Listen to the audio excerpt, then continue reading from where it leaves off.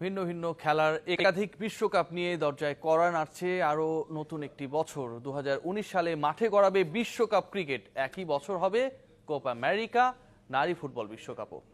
জানুয়ারিতে বিপিএল উপভোগের সুযোগ মিললেও দেশের মাটিতে আন্তর্জাতিক ম্যাচ দেখতে টাইগার ভক্তদের অপেক্ষা করতে হবে অক্টোবর পর্যন্ত। 2019 সালের ক্রীড়াঙ্গনে কি থাকছে দেখব রিপোর্টে। খা খা করছে মিরপুর স্টেডিয়াম, শূন্য গ্যালারি। আন্তর্জাতিক ক্রিকেটের দেখা পেতে 10 মাস অপেক্ষায় থাকতে হবে হোম অফ ক্রিকেটকে। কেননা অক্টোবরের আগে ঘরের মাঠে কোনো আন্তর্জাতিক ম্যাচ নেই বাংলাদেশের। তাই বলে 2019 সালটা শূন্যতায় কাটবে না। বছরের শুরুতেই বিপিএল। বাংলাদেশ প্রিমিয়ার লিগ শেষের পর একদিনও বিশ্রাম নেই। পরদিনই জাতীয় দলকে উঠতে হবে নিউজিল্যান্ডের পথে। 3 ম্যাচের টেস্ট ওয়ানডে সিরিজ খেলবে টাইগাররা। সেখান থেকে দেশে ফিরে যেতে হবে আয়ারল্যান্ড, ইংল্যান্ড। আইরিশদের মাঠে ওয়েস্ট ইন্ডিজকে সঙ্গী করে বাংলাদেশ খেলবে ত্রিদেশীয় টুর্নামেন্ট 5 থেকে 17 মে। ডাবলিন থেকে সোজা লন্ডন বাংলাদেশের গন্তব্য। 4 বছর পর ফিরবে বিশ্বকাপ ক্রিকেট। প্রাক বিশ্বকাপ ক্যাম্প শেষে মূল অভিযানে নামবে বাংলাদেশ। এবার দীর্ঘতম বিশ্বকাপ 45 দিনের টুর্নামেন্টে 10 দেশই খেলবে 9টি করে ম্যাচ। সবাই সবার প্রতিপক্ষ। 30 মে শুরু হয়ে যা শেষ হবে 14 জুলাই। ফুটবলে কাতার বিশ্বকাপের বাছাই পর্ব শুরু হবে 2019-এ। শেষ হবে উয়েফা নেশনস লিগের প্রথম আসর, ফাইনাল 9 জুন পোর্তোতে। আর নারী বিশ্বকাপের আসর বসবে ফ্রান্সে। 8 জুন শুরু হয়ে 7 জুলাই শেষ হবে বিশ্বকাপ। 24 দেশ অংশ নিচ্ছে এই টুর্নামেন্টে। দক্ষিণ আমেরিকান ফুটবল শ্রেষ্ঠত্বের আসর কোপা আমেরিকাও ফিরছে ব্রাজিলে। টুর্নামেন্টের 46তম আসরে খেলবে 12 দেশ। লাতিন আমেরিকার 10 দেশ সহ জাপান এবং কাতারও আছে এবারের আসরে। চ্যাম্পিয়ন্স লিগের ফাইনাল আবারও ফিরছে মাদ্রিদে। 1 জুন ওয়ান্ডা মেট্রোপলিটানোতে বসবে ইউরোপিয়ান ক্লাব শ্রেষ্ঠত্বের আসর। বিশ্বকাপ বাস্কেটবল, রাগবি এবছর। 31 আগস্ট চীনে শুরু হবে বাস্কেটবলের বিশ্ব আসর। আর রাগবি বিশ্বকাপ প্রতিবেশী জাপানে 20 সেপ্টেম্বর থেকে।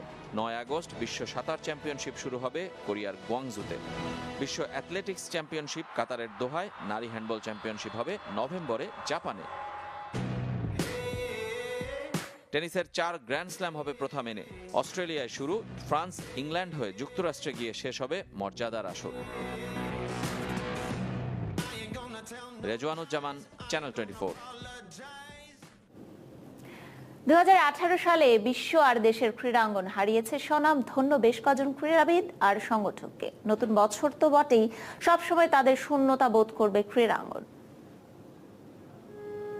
বিশিষ্ট ক্রীড়া সংগঠক আফজালুর রহমান সিনহাকে চিরতরে হারিয়েছে দেশের ক্রীড়াঙ্গন। বিসিবি পরিচালকের দায়িত্বে থাকা ছাড়াও সিনহা ছিলেন বিপিএল গভর্নিং কমিটির চেয়ারম্যান ও আবাহনী ক্লাবের গুরুত্বপূর্ণ পদে।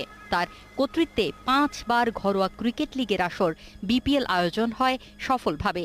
দীর্ঘদিন ক্যান্সারে ভুগে 8 অগস্ট চিকিৎসাধীন অবস্থায় ভারতের চেন্নাইতে মারা যান তিনি।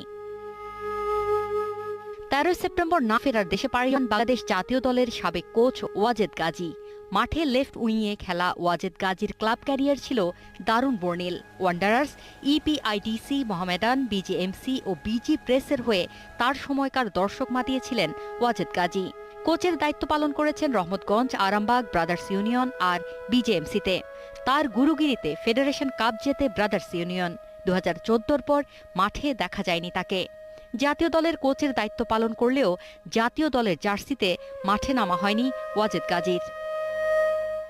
11 ফেব্রুয়ারি চির নিদ্রায় শায়িত হন হকির টাইগার আব্দুর রাজ্জাক সোনা মিয়া। নিজের সন্তান জাতীয় হকি দলের অধিনায়ক রাসেল মাহমুদ জিমির খেলার সঙ্গে আমৃত্যু থাকবে বাবার ভালোবাসা। হকি দলের সাবেক এই খেলোয়াড় দায়িত্ব পালন করেছেন জাতীয় দলের কোচেরও, ছিলেন হকি ফেডারেশনের সদস্য। আবাহনী ক্লাবের হয়ে 1972 থেকে 78 পর্যন্ত খেলে অবসরে যান আব্দুর রাজ্জাক সোনা মিয়া। খেলা থেকে অবসরে যাওয়ার পরও দেশের হকির উন্নয়নে অনেক অসমাপ্ত কাজ রেখেই বিদায় নেন এ পথিকৃৎ। 20 এপ্রিল জীবন থেকে অবসর নেন মোহামেডানের মনির হোসেন। মনু নামে তাকে চিনতেন মাঠের দর্শকরা। লিভার সিরোসিসে ভুগছিলেন তিনি। 80-র দশকের মাঝামাঝি দেশের ফুটবল পায় প্রচণ্ড গতিরে উইঙ্গারকে। 1986 থেকে 88 আবাহনী, মোহামেডান আর ইয়াং ম্যানস ফকিরাপুল ক্লাবে খেলেন তিনি।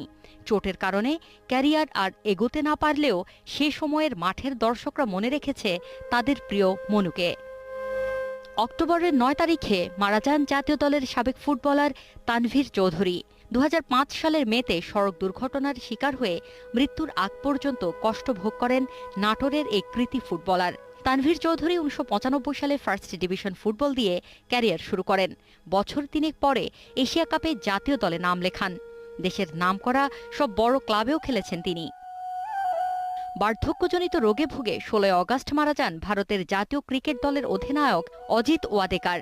মনসুর আলী খান পতৌধির নেতৃত্বে 1966 সালে জাতীয় দলে অভিষেক হয় অজিতের। পরে ওয়াদেকারের নেতৃত্বে ইংল্যান্ড ও ক্যারিবীয় ভেন্যুতে সিরিজ জেতে ভারত। ভারতীয় ক্রিকেট দলের নেতৃত্ব ছাড়াও কোচ ও প্রধান নির্বাচকের দায়িত্ব সফলভাবে পালন করেছিলেন অজিত ওয়াদেকার। বছরের শেষ দিকে মর্মান্তিক মৃত্যু হয় ইংলিশ ক্লাব লেস্টার সিটির ভারতীয় বংশোদ্ভূত মালিক ভিজাই শ্রীবর্ধনা প্রভার। 27 অক্টোবর লেস্টার ও ওয়েস্ট হ্যামের ম্যাচ দেখতে নিজের মাঠ কিং পাওয়ার স্টেডিয়ামে আসেন ভিজাই। পার্কিংয়ের সময় যান্ত্রিক ত্রুটির কারণে বিধ্বস্ত হয় তার হেলিকপ্টার। পাইলট সহ মারা যান হেলিকপ্টারের 5 আরোহী। 2010-এ লেস্টার সিটি কিনে নেয়ার পর 2015-16 মৌসুমে ইপিএল চ্যাম্পিয়ন হয়ে ইতিহাস গড়ে দলটা। Farida Bakhtiyara, DBC news desk. শেষ হলো একাদশ জাতীয় সংসদ নির্বাচন। ক্রীড়া সংশ্লিষ্টদের যারা নির্বাচনে অংশ নিয়েছিলেন তাদের বেশিরভাগই নির্বাচিত হয়েছেন। নড়াইল 2 আসন থেকে জাতীয় দলের অধিনায়ক মাশরাফি বিন মোর্তজা, খুলনা 4 থেকে সালাম মুর্শেদি, মানিকগঞ্জ 1 থেকে নাইমুর রহমান, গাইবান্ধা 2 থেকে মাহবুব আরা গিনি, যশোর 3 আসন থেকে আবাহনী ডিরেক্টর ইনচার্জ ও ফুটবল ফেডারেশন সহ সভাপতি কাজী নাবিল, কিশোরগঞ্জ 3 আসন থেকে নাজমুল হাসান পাপন নির্বাচিত হয়েছেন। এছাড়া ঢাকা 1 থেকে আবাহনীর চেয়ারম্যান সালমানিফ রহমান ও টেনিস ফেডারেশন সভাপতি ও আবাহনী পরিচালক শাহরিয়ার আলম নির্বাচিত হয়েছেন রাজশাহী 6 থেকে। আর ক্রিকেট বোর্ডের সাবেক 2 সভাপতি আহম মুস্তফা কামাল কুমিল্লা 10 ও সাবের হোসেন চৌধুরী ঢাকা 9 আসন থেকে নির্বাচিত হয়েছেন।